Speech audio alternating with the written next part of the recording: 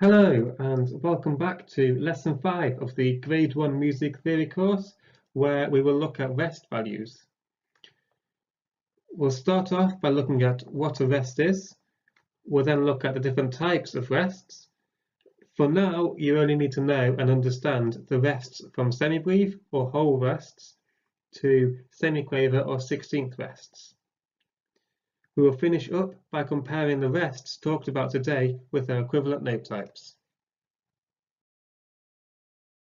So, what are rests? Rests are simply symbols that represent a pause, break, or silence in a piece of music. Every note we've looked at so far has an equivalent rest, which lasts the same length. For example, a crotchet rest is a silence or break in the music that lasts as long as a crotchet note. It is important to remember that rests are just as important as any other note. They ensure the rhythm is intended and can add an effect to the music which ordinary notes can't. When playing an instrument, including your voice, it is often good practice to treat rests as if they are just as important as any other note, if not more important. Like notes, rests have different terms in the US and the UK. Although I'm going to introduce both names for all of the rests, I will primarily use the UK terminology as this is what is found more frequently in advanced harmony books.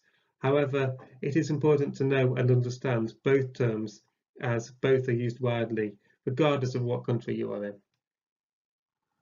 The first rest we'll look at is the semibreve rest as it's known in the UK, or the whole rest as it's known in the USA.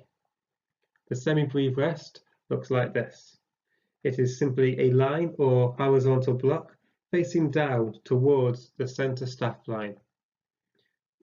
The semibreve rest lasts for 4 crotchet beats. However, unique to the semibreve rest is that it can also, on occasion, represent a whole bar rest. The next rest to look at is the minim rest as it's known in the UK, or the half rest as it's known in the USA. The minim rest sits on top of the third stave line and points upwards. Similar to the semibreve rest, it also appears as a line or horizontal block. It lasts 2 crotchet beats or as long as a single minim.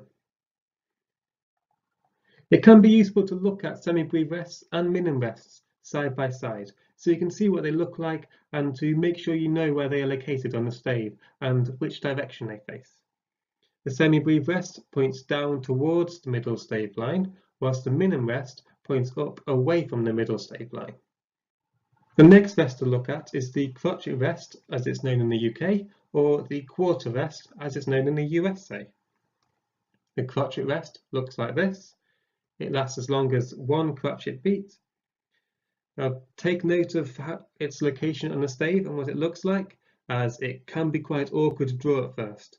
So I'd recommend getting a picture of it, and there's a link in the description to a picture of a crotchet rest, and copy it out on a blank manuscript paper until it looks as good as it should. Next, there is the quaver rest in the UK, or 8th rest in the USA. The quaver rest looks like this.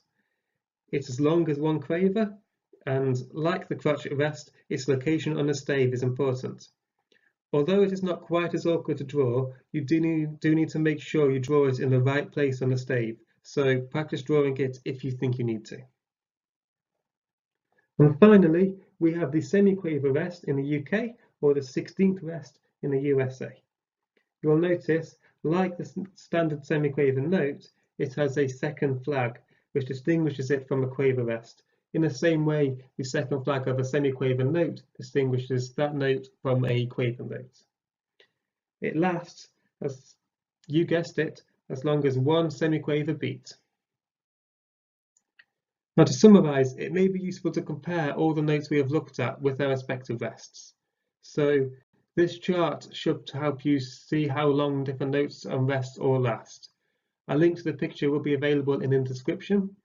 It may be useful for you to print out, however, you will want to know and understand the different lengths of each of the notes we've talked about today for your exam or for any future theory practice. So that's all you need to know and understand about rests and their respective notes for Grade 1 music theory.